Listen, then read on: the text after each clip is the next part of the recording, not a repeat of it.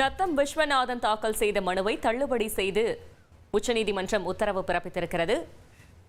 மேலும் விவரங்களை செய்தியாளர் சுரேஷ் வழங்க கேட்கலாம். சுரேஷ் வணக்கம், மேலும் தகவல்களை சொல்லுங்க. வணக்கம்.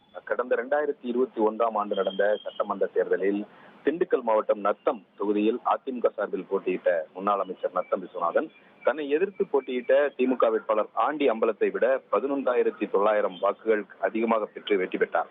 அவரது வெற்றியை எதிர்த்து திமுக வேட்பாளர் ஆண்டி அம்பலம் சென்னை உயர்நீதிமன்றத்தில் தேர்தல் வழக்கு தாக்கல் செய்திருந்தார்.